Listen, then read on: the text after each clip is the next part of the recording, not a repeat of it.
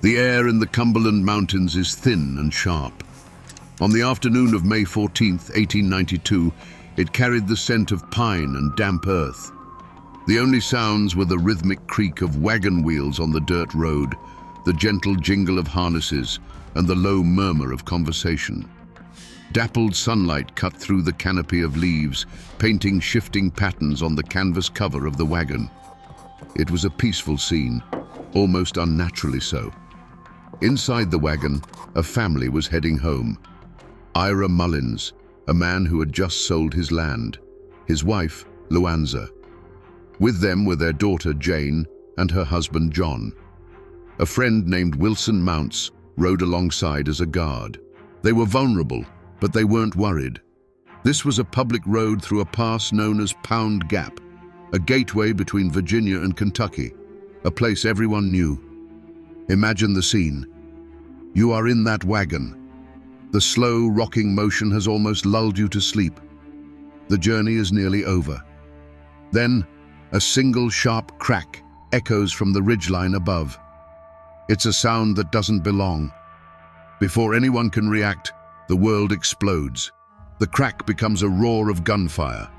From the rocks and trees lining the road, muzzle flashes bloom like deadly flowers. Wood splinters from the side of the wagon. A horse screams, rearing in terror.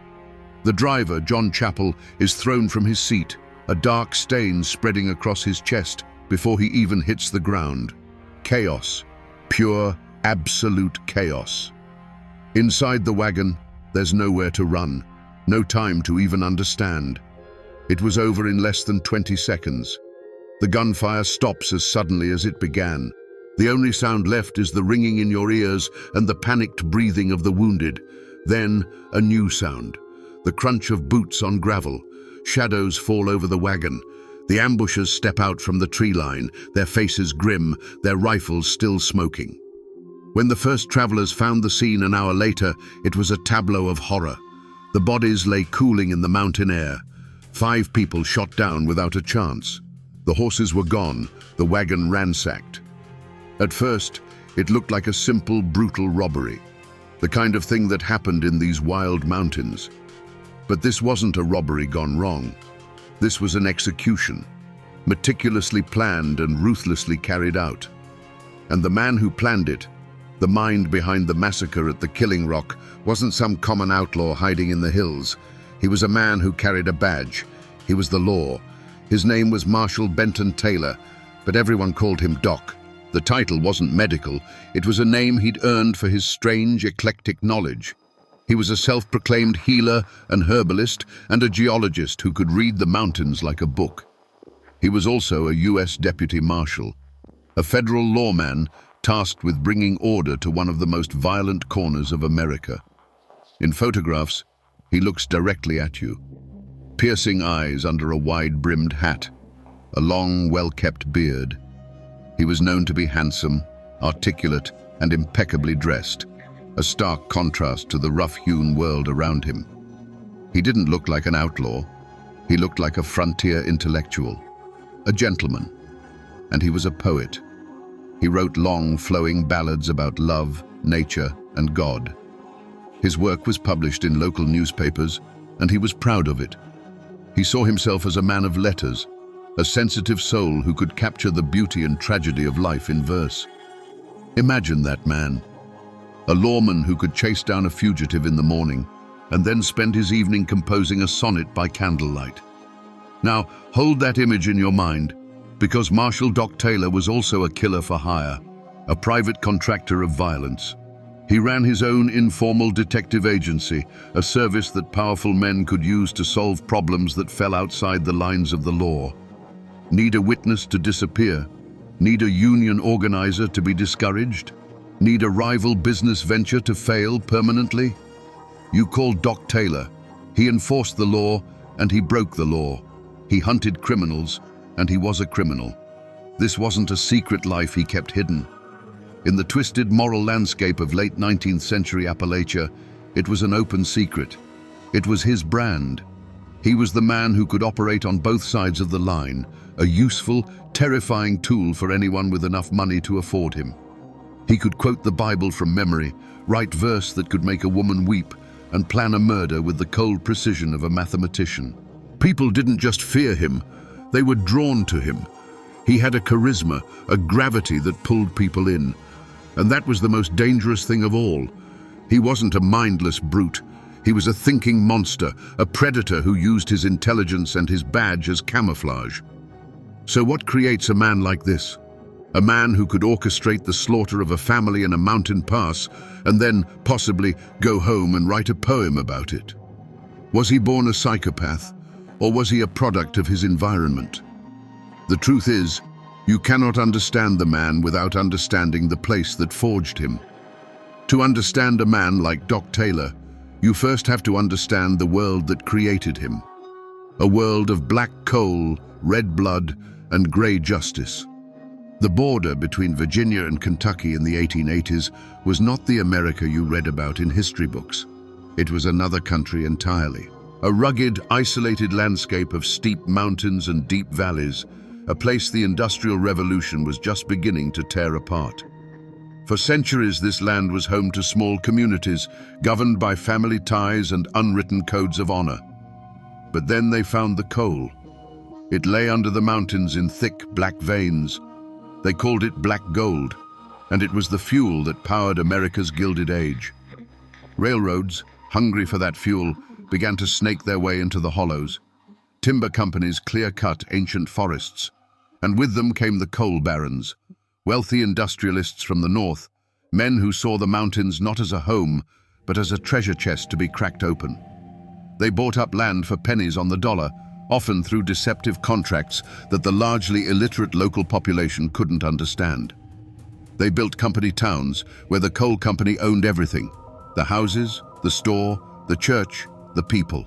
Miners were paid in company scrip, currency that was only good at the company store, trapping them in a cycle of debt they could never escape. It was a new kind of feudalism, built on a foundation of coal dust and desperation. This invasion of capital and industry created a powder keg. The old clan-based society clashed violently with the new corporate order. Feuds that had simmered for generations, like the infamous Hatfield-McCoy conflict happening just a short distance away, exploded in this new, high-stakes environment.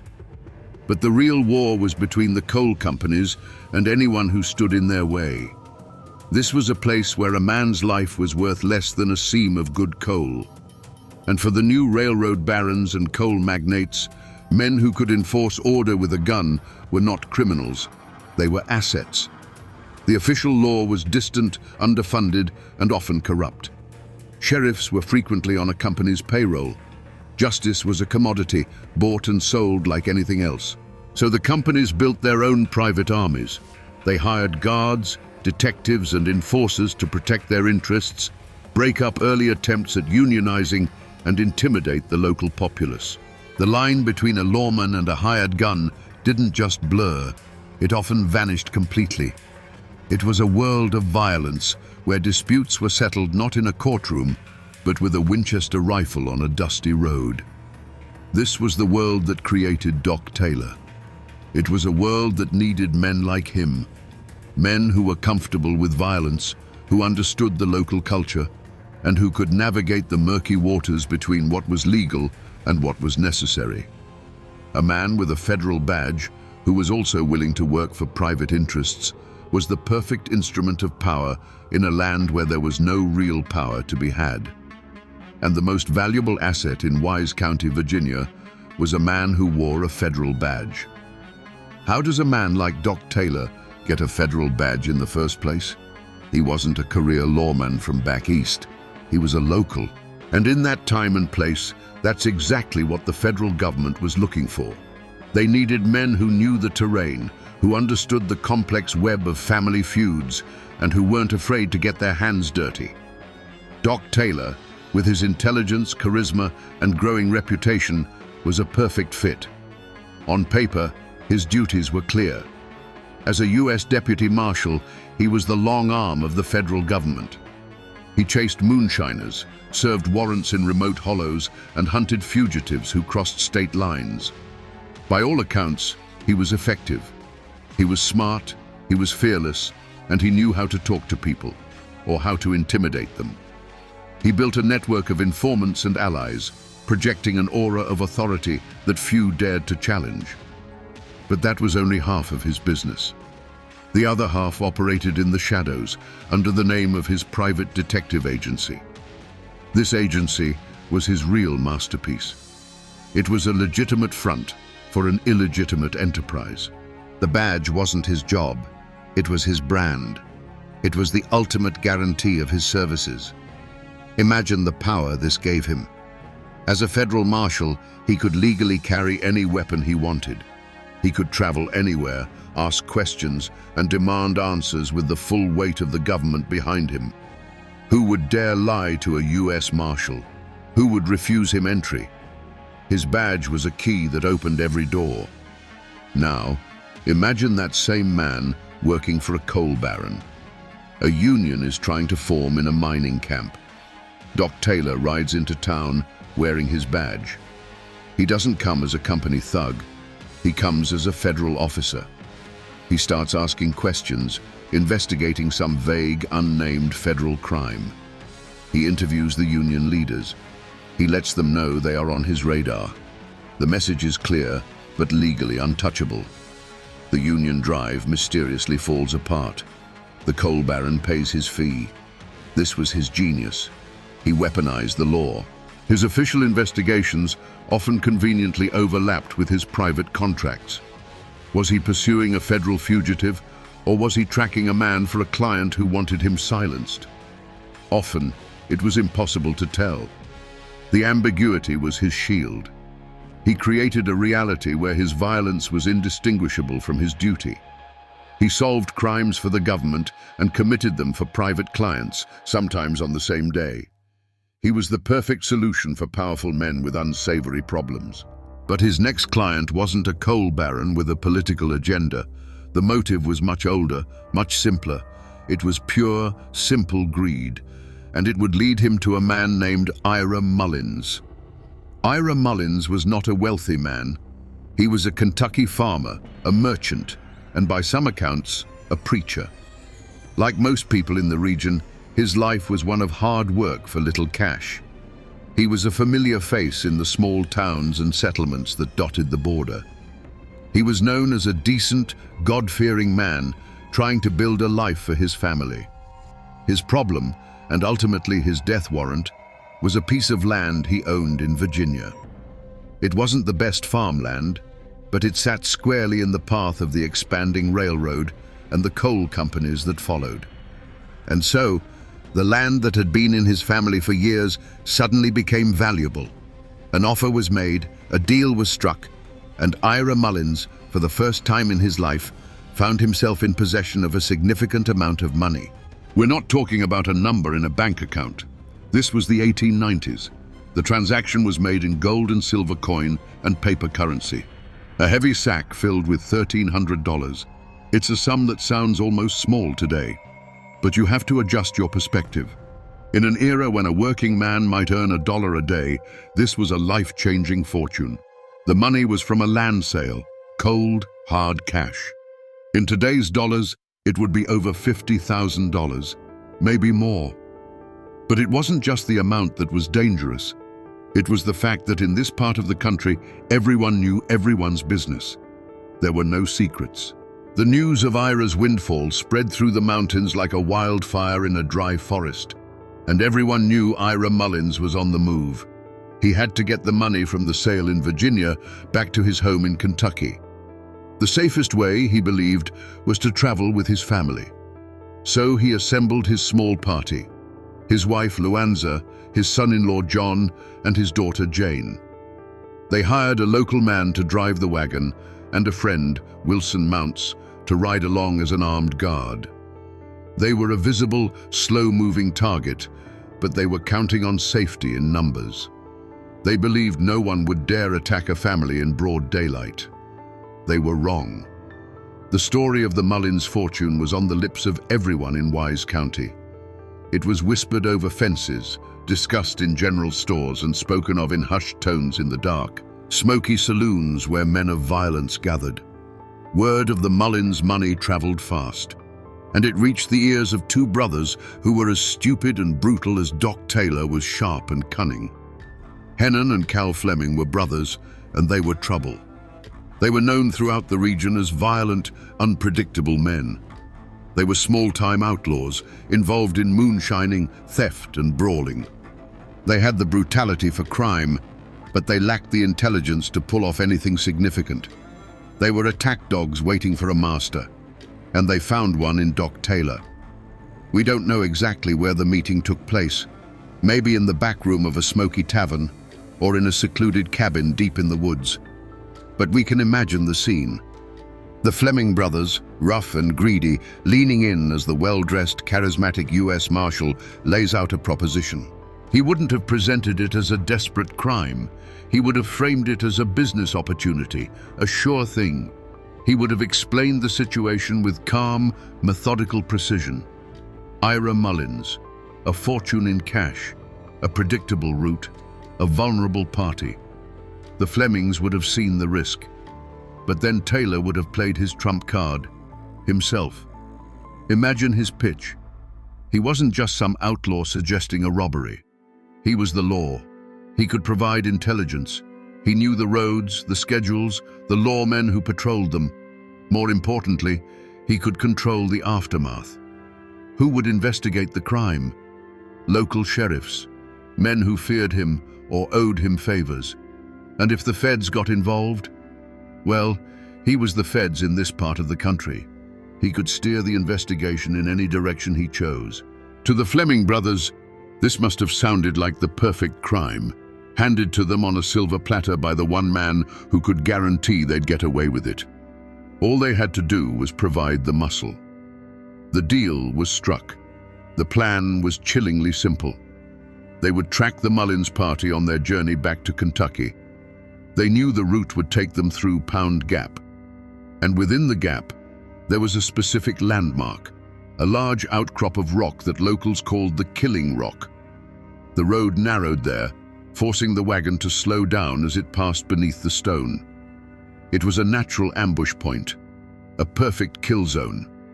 They would hide themselves among the rocks above the road and wait. Taylor, the strategist, would give the signal. They would open fire with overwhelming force, aiming to kill everyone before they could even react. No witnesses. They would take the money, dispose of the horses, and melt back into the mountains. The plan was simple, brutal, and with a U.S. Marshal on their side, they believed it was foolproof. All they had to do was wait for the Mullins party to reach that certain narrow pass in the mountains, a place called Pound Gap. The journey began like any other. The sun was warm, the road was dry. The slow, steady pace of the horses set the rhythm for the day. For Ira Mullins and his family, there must have been a sense of relief. The deal was done, the money was secured. All that was left was this final stretch, a long ride home through familiar territory. Imagine the conversations in that wagon. They would have talked about the future, what they would do with the money. A new barn, perhaps, better land, a chance to finally get ahead, to build something lasting for their children. They were carrying not just cash, but a collection of hopes and dreams in a heavy sack. The weight of it must have felt like a promise. As the wagon rumbled on, the landscape began to change. The open fields gave way to dense forests. The road narrowed, winding its way into the foothills of the Cumberland Mountains. The shadows grew longer, the air grew cooler. The world outside the wagon became a wall of green and grey rock, pressing in on either side. They had no reason to be afraid. They were on a public road, in broad daylight. This wasn't some desolate, forgotten trail. They even passed a few familiar faces along the way. A farmer on his mule, a family in another wagon, exchanging waves and nods. The ordinary greetings of a world behaving as it should, a world at peace. But they didn't see the figures shadowing them from the ridgeline above. Men moving silently through the trees, keeping pace, always staying just out of sight. They didn't feel the eyes that were watching their every move, and they didn't notice the subtle shift in the forest's symphony. The moment when the birds suddenly went quiet. The moment the woods held its breath. To the Mullins party, the entrance to Pound Gap was just another landmark on a long road, a deep cut in the mountain, flanked by steep, rocky slopes. The road here was rough, forcing the horses to slow to a walk. The creak of the wagon wheels echoed off the stone walls of the pass, the sound swallowed by the immense silence. They were getting close to the killing rock now. Each turn of the wheel brought them deeper into the trap. The sunlight struggled to reach the floor of the gap, and the air was still and heavy. It was a place that felt ancient and indifferent, a place where anything could happen. As their wagon creaked around the final bend into the narrowest part of the pass, they entered the kill zone. The trap was set, and the silence was about to break. There was no warning, no call to halt, no demand for money. There was only the sound. A single rifle shot, impossibly loud in the enclosed space of the gap. The lead horse screamed and collapsed, its legs buckling, tangling the entire team in a mess of leather and panicked flesh. The wagon lurched to a violent stop, throwing everyone off balance. Before the echo of the first shot had faded, the ridgeline erupted in fire and smoke. It wasn't a gunfight, it was a slaughter. A hailstorm of lead tore through the canvas cover of the wagon, splintering wood and flesh indiscriminately. The ambushers had chosen their positions perfectly. They were firing down into the wagon, a position of absolute advantage. The Mullins party had no cover, no escape, no chance. John Chappell, the driver, was killed instantly, thrown from his seat by the impact of the bullets. Wilson Mounts, the armed guard, managed to draw his pistol, but he was cut down before he could even aim. The air filled with the sharp, acrid smell of gunpowder, the screams of the wounded, and the deafening roar of the rifles. Inside the wagon, it was a scene of unimaginable terror. Ira Mullins fell, trying to shield his family. His son-in-law, John, was hit. Jane, his daughter, cried out. It was a maelstrom of noise and pain and confusion. It lasted for perhaps 14 seconds. 14 seconds of hell, and then silence. A silence that was heavier and more terrifying than the noise it replaced. The ringing in the ears of the survivors, the soft groan of a dying man, the drip of blood onto the floorboards of the wagon. From the rocks above, the killers emerged. Doc Taylor, Hennon Fleming, and Cal Fleming. They scrambled down the slope, their faces set like stone. There was no emotion. This was a job. They moved with a chilling efficiency. One of the Flemings walked up to the tangled mess of horses and methodically shot the ones that were still alive. They tore into the wagon, searching for the money. They found the sack, heavy with coins and bills, their prize. For a moment, they must have thought their plan had worked to perfection. They had the money. They had been fast, brutal, and they believed thorough. When the shooting stopped, 5 people were dead or dying. The killers seized the money and vanished back into the woods, taking the best of the horses with them. In their minds, they had just committed the perfect crime. But they had made one tiny mistake, a mistake that would unravel everything. The first person to find the wagon wasn't a lawman. It was a mail carrier on his regular route, a man named Henderson Vanover. He rounded the bend at the killing rock and saw a sight that would haunt him for the rest of his life. The dead horses, the wagon riddled with bullet holes, the unnatural stillness. He approached with caution, his heart pounding in his chest. What he found was a slaughterhouse. Blood pooled on the wagon bed, soaking into sacks of flour and grain.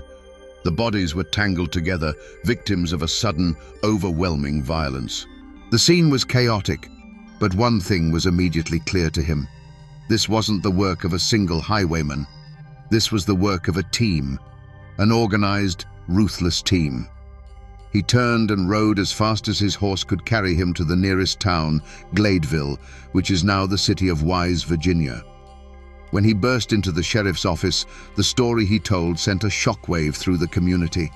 An entire family ambushed and murdered in broad daylight on the main road. It was an act of savagery that stood out even in that violent land.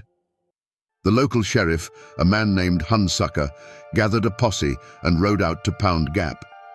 When they arrived, the sun was beginning to set, casting long, grim shadows across the scene. The work was slow and grim. They carefully removed the bodies, trying to piece together the final terrifying moments of the Mullins' lives. They found Ira, his son-in-law, the driver, and the guard, all dead. Jane Mullins, Ira's daughter, was also dead. It appeared to be a complete massacre. The motive seemed obvious: robbery. The killers had taken the money and the horses. The initial theory was that it was a crime of opportunity committed by some unknown band of outlaws. The investigation would be difficult. In these mountains, killers could disappear like smoke.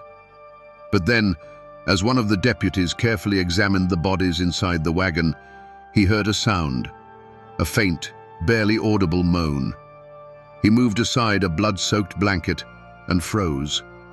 Curled up at the bottom of the wagon, grievously wounded but still breathing, was Ira's wife, Lawman Mullins.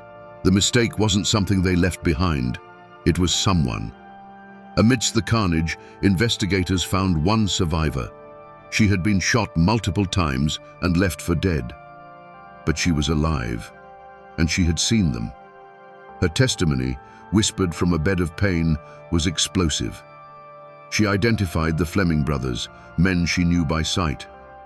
But then she named the third man, the mastermind, the one who gave the orders. And no one could believe it, because she had just accused U.S. Deputy Marshal Doc Taylor. The name hit the small community of Wise like a lightning strike. Doc Taylor. It was unthinkable. He was a federal lawman. He was an educated, well-spoken member of the community. Some believed Lawman Mullins had to be mistaken, her mind clouded by trauma. Others, who knew of Taylor's darker side, felt a cold dread creep over them. The accusation was monstrous, but it had the chilling ring of truth. With the backing of a living witness, the investigation kicked into high gear.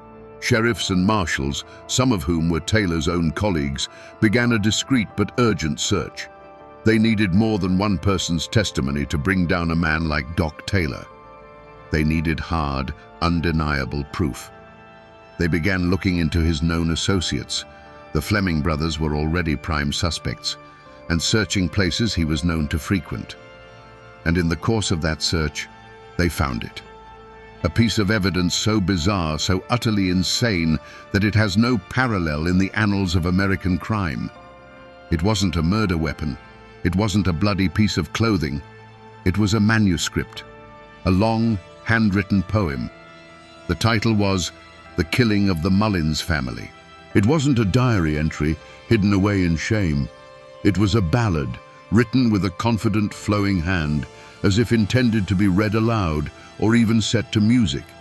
It was a boast, a detailed step-by-step narration of the Pound Gap Massacre, told from the perspective of the man who planned it. The arrogance is breathtaking. It's the work of a man who doesn't just want to get away with murder, he wants credit for it. In its chilling verses, he describes the planning of the ambush.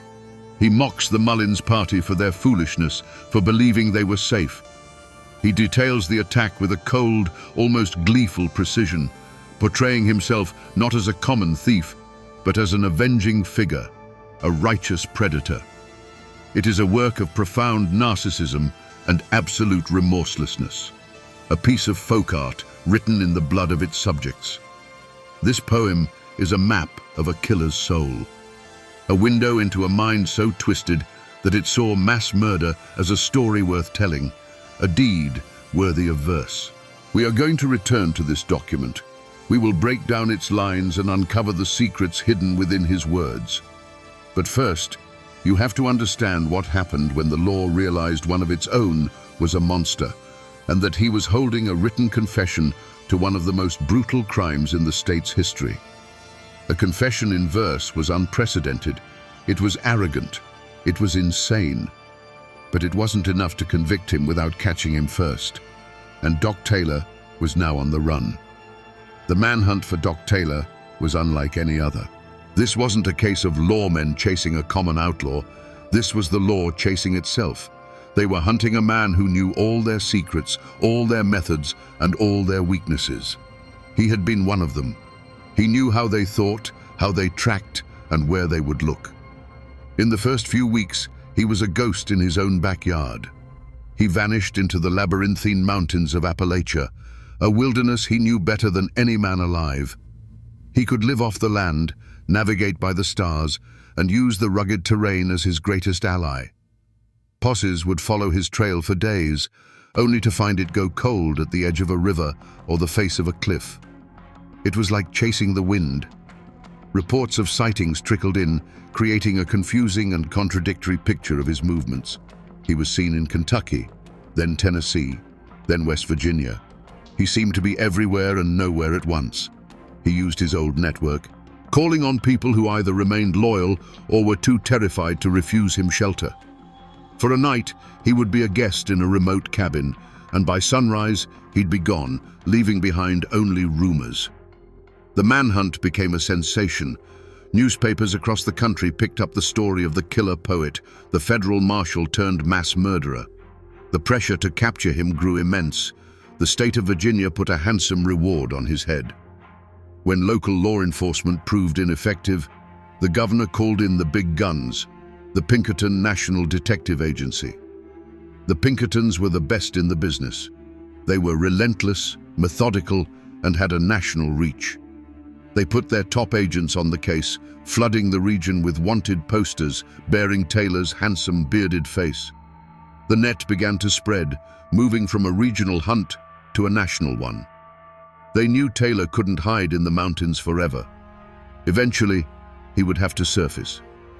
He was a ghost. He seemed to know where the posses would be before they did. He was an expert at disappearing. But the one thing he couldn't escape was his own reputation. The web of secrets he had built throughout his career was now a liability.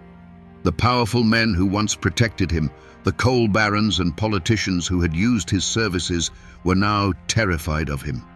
They knew what he was capable of. They knew the crimes he had committed on their behalf. A live Doc Taylor on the run was a problem, but a captured Doc Taylor, talking in a courtroom to save his own neck, was a catastrophe. His former employers decided they couldn't risk it. Doc Taylor's greatest strength had always been his connections. He was a master of a hidden economy, a world of backroom deals, whispered favors, and shared secrets. He had served the interests of the most powerful men in the region, men who owned the coal mines, the railroads, and the politicians. He had been their enforcer, their cleaner, their guarantee of order. He was the man who knew where all the bodies were buried, because he had buried many of them himself. And now, with the Pinkertons closing in and his face on wanted posters from Virginia to Arkansas, that strength became his fatal weakness. His former patrons began to panic. They pictured him in a courtroom, under oath, trading their secrets for a lighter sentence. A man with nothing left to lose is the most dangerous man in the world, and Doc Taylor was about to lose everything. They couldn't let him talk. The decision was made, not in a sheriff's office, but in a corporate boardroom or a private study. It was a cold, calculated business decision. Doc Taylor, the asset, had become Doc Taylor, the liability, and he had to be liquidated. Killing him was one option, but a risky one. A dead Doc Taylor couldn't talk, but an assassination might raise more questions than it answered. It was cleaner to have the law do their work for them. All they needed to do was ensure he was captured. The betrayal came silently, through back channels. An anonymous tip whispered to a Pinkerton agent. A seemingly random piece of intelligence passed to a county sheriff. Men who had once paid Taylor for his services now began to feed information about his movements to the very people hunting him. They knew his habits, his safe houses, his likely escape routes. They had been his employers, and now they became his hunters' best informants. Taylor, for all his intelligence, might not have seen it coming. He was a man who believed in a certain code, a kind of honor among thieves. He probably trusted the bonds of shared criminality to protect him. He failed to understand that in the world of power and money, loyalty is just a currency, and his had just run out. He was no longer part of the club. He was the loose end that needed to be tied. The hunter was now the hunted, betrayed by the very system he had so effectively served. With his network of allies secretly working against him, his world began to shrink. The mountains that had been his sanctuary now felt like a cage. The net grew tighter, and in a dusty town far from the Virginia mountains, the law finally caught up to its own. The end for Doc Taylor came not with a bang, but with a quiet knock on a door. Acting on a tip from their new clandestine sources, a team of lawmen tracked him to a train car in West Virginia. They surrounded it, weapons drawn, expecting a bloody, desperate last stand. This was Doc Taylor, the mastermind of the Pound Gap Massacre. They were prepared for a fight to the death. An officer approached the door, his heart hammering in his chest, and called out for Taylor to surrender. The door slid open, and there he was. He wasn't wild-eyed or disheveled. He was sitting calmly, reading a newspaper. He looked up, his gaze steady and unnervingly calm. He slowly folded the paper, set it aside, and smiled. "Gentlemen," he said, his voice even and polite, "I believe you are looking for me." There was no resistance, no struggle. He stood up, turned, and presented his wrists for the handcuffs as if it were a minor inconvenience, a piece of tedious but necessary etiquette. The lawmen, who had been steeling themselves for violence, were left momentarily speechless. He was not a cornered rat. He was a host greeting his guests. The journey back to Virginia was a spectacle. News of his capture traveled ahead of him by telegraph, and at every town where the train stopped, a crowd had gathered. They pressed against the platform, craning their necks for a glimpse of the infamous killer poet. They weren't there to jeer or throw stones. They were there out of a kind of awe-struck fascination. And Taylor gave them a show. He would come to the window of the train car, chained but unbowed, and nod to the crowd. He spoke with the reporters who swarmed him at every opportunity. He was witty, articulate, and utterly charming. He discussed politics, philosophy, and his own case, all with a detached, intellectual air. He never once broke character. He was performing the greatest role of his life, the gentleman outlaw. As he was led in chains, crowds gathered not to jeer, but to get a look at him. He would smile, tip his hat, and talk to reporters. He wasn't acting like a man whose neck was destined for a rope. He was acting like a star on tour. It was a masterful, terrifying performance of control. He was turning his own capture and impending trial into a piece of theater, with himself as the leading man. The performance continued all the way to the courthouse in Wise, Virginia. The local jail could barely contain the spectacle. He held court from his cell, granting interviews and spinning his own version of events. The stage was set for one of the most sensational trials of the 19th century. The Wise County Courthouse was the biggest show in the state. People came from all over, camping on the courthouse lawn for a chance to get a seat inside. It was part trial, part public festival. And at the center of it all was Doc Taylor, who seemed to revel in the attention. He entered the courtroom each day dressed in a clean suit, his beard neatly trimmed, looking more like a distinguished professor than a man on trial for mass murder. The prosecution's case was methodical and devastating. They laid out the facts of the Pound Gap Massacre, the brutal ambush, the 5 lives taken for a sack of money. Their star witness was the one person who could put Taylor at the scene, the one person he had failed to kill, Luanza Mullins. She was brought into the courtroom, still frail from her injuries. In a quiet but firm voice, she recounted the horror of that day.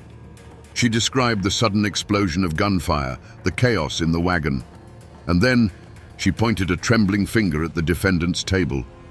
She identified him. She told the jury she saw him there among the killers, his face clear in the afternoon light. It was a moment of powerful, human drama. The testimony of a survivor confronting the architect of her suffering. Throughout her testimony, Doc Taylor watched her, his expression a mask of detached curiosity. He showed no anger, no remorse, no emotion at all. It was as if he were watching a play, a story that had nothing to do with him. Then the prosecution brought out its most damning piece of evidence: the poem. A prosecutor stood before the jury and read excerpts from the killing of the Mullins family. The courtroom was held in stunned silence as Taylor's own words echoed off the walls. His boasts, his descriptions of the crime, his chilling poetic confession. It was evidence unlike anything the jury had ever heard, a man's own artistry twisted into a self-made noose. When it was his turn, Taylor represented himself with remarkable skill. He was eloquent, he was logical, and he was utterly convincing. He claimed it was all a conspiracy, that the Mullins family was part of a rival faction in the local feuds. He argued that the poem was a work of fiction, a story he'd written based on rumors he had heard. He painted himself as the victim, a respected lawman framed by his enemies. He was, in his telling, the only honest man in a world of liars. He maintained his innocence with the eloquence of a seasoned orator. But the words of his own ballad, combined with the unwavering testimony of the woman who survived, were a confession no jury could ignore. The verdict was swift. The sentence, absolute. The death sentence did not break Doc Taylor. If anything, it seemed to embolden him. His final performance was about to begin. In the weeks leading up to his execution, his jail cell became a pilgrimage site. Reporters, preachers, and the morbidly curious came to see the condemned man. He greeted them all with the same unshakable calm, the same intelligent charm. He never confessed. To the very end, he maintained his innocence, sticking to his story of a grand conspiracy. He spent his final days writing letters, speaking with his family, and preparing himself for the end. He seemed to have no fear of death. He treated his own execution as a final, formal engagement on his social calendar. The day of the hanging, October 27, 1893, was a public holiday in Wise County. Thousands of people flooded into the town. It was a carnival of death. Vendors sold food and souvenirs. Families brought their children to witness the grim spectacle.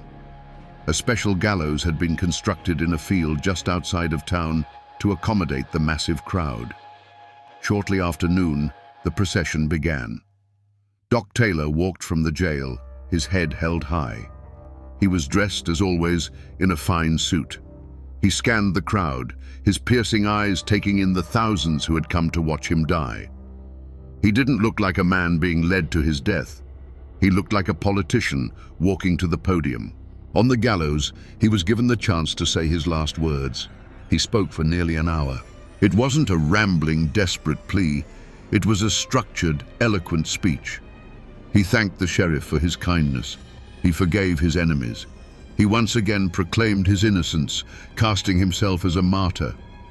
And then, in the most surreal moment of all, he read a new poem he had written in his cell, a final ballad about his own unjust fate. When he was finished, he stood calmly as the deputies placed the black hood over his head and the rope around his neck. The crowd fell into a hushed silence. The order was given. The trapdoor sprang open with a loud crack. As the trapdoor sprang, the story of Doc Taylor, the man, came to an end.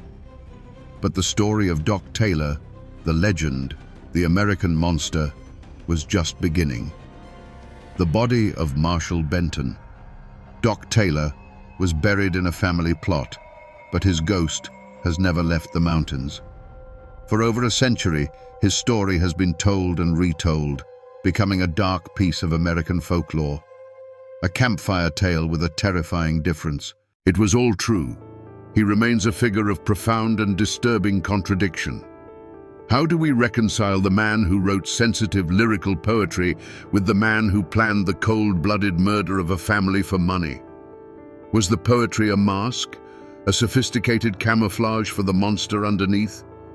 Or were both sides of him equally real, coexisting in one man's soul?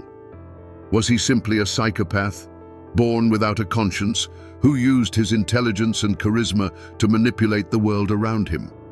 Or was he a product of his time and place, A man forged in the crucible of the Coal Wars, a lawless land where violence was a tool and justice was for sale. In that world, perhaps a man like Doc Taylor wasn't an aberration. Perhaps he was an inevitability. His story forces us to look at the thin line between civilization and savagery. He wore the badge of the federal government, a symbol of order and justice. Yet he was an agent of chaos and brutality. He shows us that the institutions we trust to protect us can sometimes harbor the very predators we fear. The monster isn't always the outlaw hiding in the hills.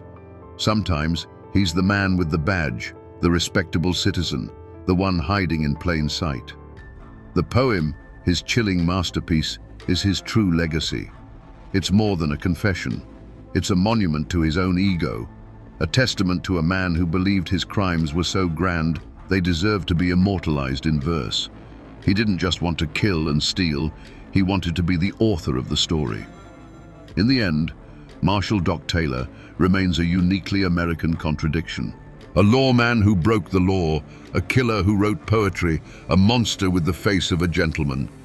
His life is a testament to the chilling darkness that can hide behind a veneer of civility, armed with a badge, a gun, and a pen.